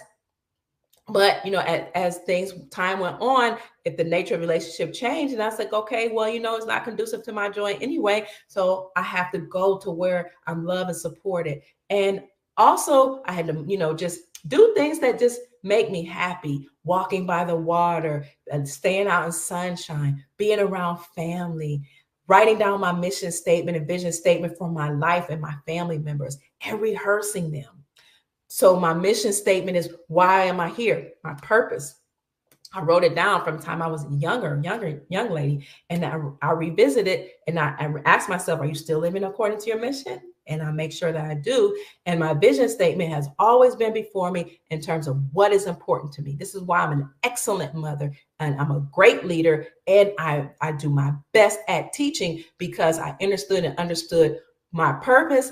And I wrote out the vision statement and made sure that a vision statement is future oriented, where you see yourself going. And I kept that before me. I would write it down on pieces of paper and put it on my mirror, on my wall. I was young doing this, in my notebooks, whether it had to do with marriage, education, family, what is your vision statement, Pruitt? And I would revisit it and make sure I live it. And finally, whatever brings you joy, do it and do it often. Anything that's not conducive to your joy, turn it off. Whether it's TV, music, people, relationships, agendas, paradigms, teachings, philosophies. If it's not conducive to your joy and doesn't help you to thrive and be ecstatic and happy about life and have an abundance mentality, turn it off, family, and replace it with those things that bring you joy. Thank you. That will give you a lot of energy. So hit the like button, family. I don't see any questions. You're welcome. It's my great pleasure. I hope I didn't miss anybody. You're welcome. Can you gift your children? Oh, I think Lonnie might be at, can we gift our children money without them paying taxes? Can somebody answer that question? I'm not a tax expert. I know taxes about to be done away with. We see them attacking the IRS right now, and according to Nasara, yes, we will be responsible for helping humanity. To whom much is given, much is required, and that's, we have that responsibility. Will they stop selling currency at a certain time? I believe they will. I do. I believe they're going to stop selling it, but I'm not sure exactly. So if somebody knows that, and even if they did continue to sell the currency, you will only have a certain amount of time, a window from what I've been told, to exchange. So family, you all, somebody answer that question. I don't know the answer for that question. I can only give you what I believe. That one I'm not certain about. I said I believe they will, but I'm not certain. But I can tell you that there's been an international issue with the dinar, so they possibly will. In case you missed that, let me show you this, Deputy Dog. This was an announcement by Safe Dinar, and this is a company from which people buy dinars. It's just one of the companies. And I made this the thumbnail for you all to see. I may take that thumbnail off. I just wanted you to see this and put that. I probably will put this little screenshot in the community section. Recent changes by the Iraqi Central Bank have dramatically increased the demand for Iraqi dinar. What are those recent changes by the Central Bank of Iraq? Okay, they said that they were going to revalue their currency against the USD, and the Central Bank of Iraq has also started hoarding or bringing back, repatriating their gold, and the central banks of Iraq have started amassing gold. So, and they are changing the exchange rate. So here, let's go back. Recent changes by the Iraq Central Bank of Iraq. Recent changes by the Iraq Central Bank of Iraq. Yes, I said that right. Have dramatically increased the demand for the Iraqi dinar. This increased demand has put a strain on our international supply chain. So if you got a strain on the supply and it's a strain on the chain, you may not be able to sell, right? The situation has directly affected our ability to process orders. Absolutely, because you can't even get a hold of the currency for this currency in a timely manner, but they apologize for the convenience. So we shall see if they'll still be selling these currencies, family. That was a great question. Thank you for asking that question. The military is the only way, and that's why they're in charge. So some people are saying, if you don't know what to do, file an extension with the IRS, because again, let me see, IRS asking millions. The IRS are actually asking millions not to file taxes. So if you don't know what to do, then, she's saying, our family member here is saying, go ahead and file an extension. I'm going to tell you something in addition to that, family. You may have missed my podcast on Mark Z, or you may have missed what I said. He loved me too. Oh, or y'all talking to each other. Or you might have missed my eulogy when I laid the IRS to rest in my funeral service. You'll see me dressed in all black. I laid them to rest. But listen to this, and then I need to get out of here. All debts will go away with the RV. Thank you, Lonnie. Yes, because the whole system that was attached to the debt-based system was going to be destroyed. Remember, they're bankrupt and defunct. So let's see what the IRS just announced, because some of you may not have seen my podcast on Mark Z this morning on his show. You can go to his show. He did a podcast at 11, and about 20 minutes in, I came on. And I spoke for 20 minutes, but I also did a funeral service for the IRS on my channel over the last couple of days ago. So the IRS tells millions of Americans in more than 20 states to hold off on filing taxes. So they've been telling people to, don't file your taxes. This came from the IRS. Okay. And the reason that they gave is because they're trying to clarify whether or not, those tax reporting, what they call tax reporting rebates and some of the special refunds that states got, they don't know if they should consider them as taxable income. I don't know. They're going to come up with a bogus reasoning for their shenanigans. But hey, this is a good one. And this was updated February the 10th, which was yesterday at 5:37 p.m. Just yesterday evening, the IRS is telling millions of Americans in more than 20 states to hold off on filing their taxes. And I will put that in the description section for you. So they're trying to clarify whether those tax rebates that these states receive and special refunds are considered taxable. Of course they know, but they have to give us some reason. So we expect to provide additional clarity, they said possibly next week, but this was updated yesterday. Here are some of the states, family.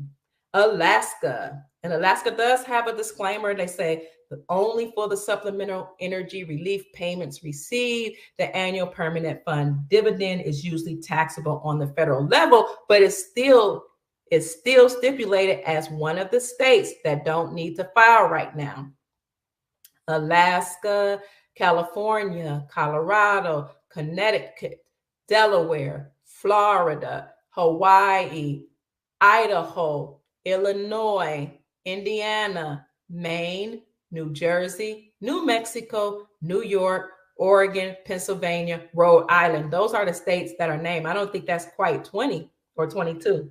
Oh, the IRS added that many people in the following states won't have to report their rebate checks as income: Georgia, Massachusetts, South Carolina, and Virginia. And it goes on to talk about a delay in filing. So, what it looks to me, this is just Dr. Kia Pruitt's commentary, is that they know that the Republicans have stated one of their main purposes this year, one of their main goals is to get rid of the IRS. And they actually said they were going to vote.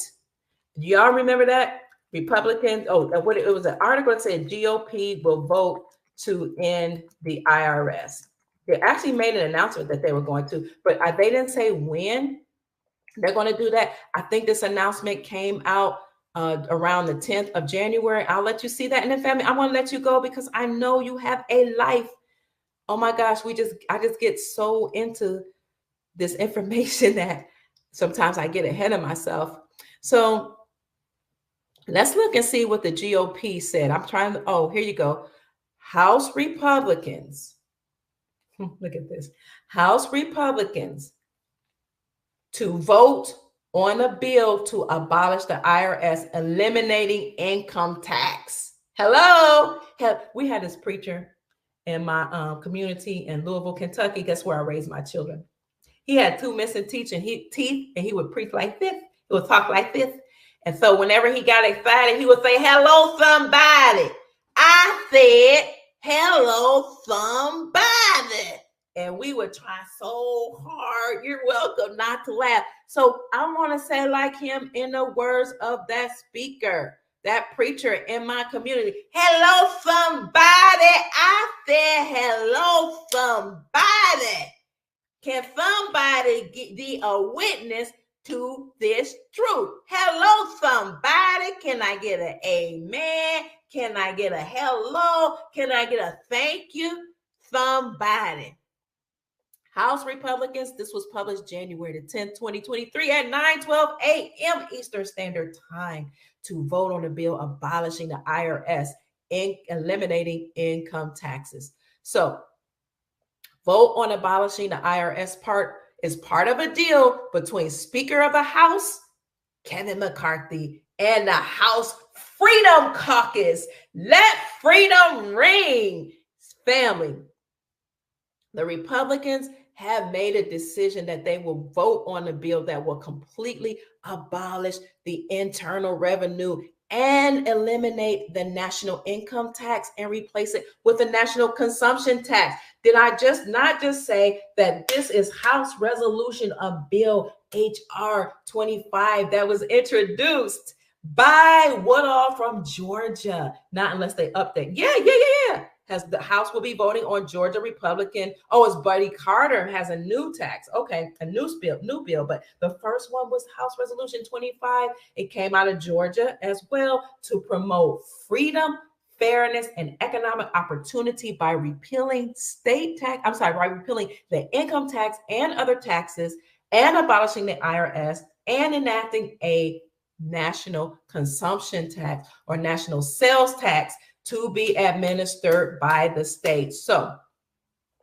this is a part of his vision and his mission. House Speaker Kevin McCarthy, Republican out of California, and members of the House Freedom Caucus. So when they're going to vote, I don't know, family, but we see before our eyes republics being restored, our power being restored to us. They're turning power back over to the states. We never really lost it. It's just that you had this entity, the United States Corporation, and all these statutes and codes and legalities, they weren't laws. The Constitution is the law of the land. These legalities to lead us to believe that they were a part of our government. And so some of them took away our power, and then some of us yielded our power over to them because we didn't understand and understand how amazing and powerful we are. So that's it, family. We are going to have our freedom returned to us, our sovereignty, our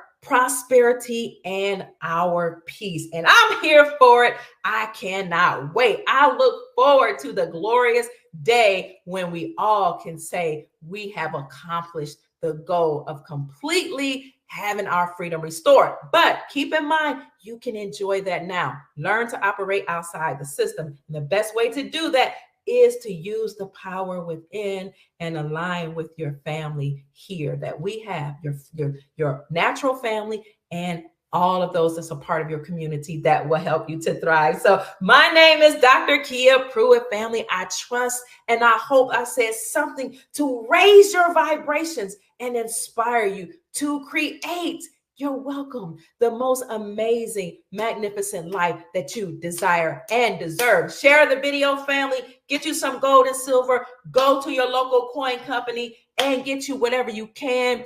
Get you some seeds. Start growing those gardens. Find the people who know how to do all sorts of things and bring your community together. If you desire to roll over your fiat dollars into gold and silver, after you've searched your local company and you find that they don't have what you want, call our friend Andy Sheckman from Miles Franklin. He is the CEO of one of the best, most sought after precious metals company that we know called Miles Franklin. They've been in business for 33 years. They have an A+ rating with the Better Business Bureau and not one complaint with the Better Business Bureau because they have excellent customer service. He will be here on Tuesday to talk to us and answer your questions. If there are any questions that you have as it relates to retirement, some of you told me to check and see if you can roll over a 403B into gold and silver. I'm going to do that. Or if you want a gold IRA, anything dealing with precious metals, how they work, why you need them, just leave a question in the comment section. Yes. And I will answer. I will ask that question. He'll be here on Tuesday on Valentine's Day, and Mama Kia gonna have her red. I'm gonna have on my red dress, my red flower, honey. I'm gonna be cute for Valentine's Day, okay? So that everybody can see that I'm with the shenanigans. I am with celebrating holidays, anything that makes, people happy and come together. So y'all pray for me if I need to break away from that. I was raised not celebrating any holidays except for the Hebrew holy days. And I love the Hebrew tradition. I just love some of the other ones as well. So I'll be here shining bright on Tuesday, but you'll see me again before the weekend is over, family. You can contact Andy by emailing info. You're welcome, Susan. info@milesfranklin.com or Andy@milesfranklin.com. And let him know that you are interested in precious metals or adding precious metals to your portfolio, or if you desire to, roll over your retirement into a gold IRA. Just let them know whatever. Let them know if you need some questions answered, but put your information in that email when you send that. I'm trying to put this up. Info@milesfranklin.com. Let them know any questions you have. If you need a call back, One of the brokers will call you. Whatever you need, just state it. They will send you a list of inventories of all the things that they have, along with the prices, and they'll send you information about the weekly special. And then you can take you're welcome. They can take your order right then and there, actually, and then place your order and let them know that Dr. Kia Pruitt referred you so you can get the best prices in the industry. So that's it, family. I love you all so much. I hope you go out and make this a great day. So you're welcome. Kathy is saying thank you. Kathy is one of our moderators. Yes, Patriot Mom. I also went inside the YouTube channel and made you a moderator. You, Kathy, and Keith, because you all help to keep the chat going, and I know you'll get rid of the bots and just continue to strengthen and encourage us. So family, if we hear any more news before the end of the day, then I will come back. I love you. Take care. Love on yourselves. Love your family members. Okay, and love each other. Where we go one, we go all. Bye, family. Bye for now. Make it a great day. Mwah. Peace and love. Bye-bye.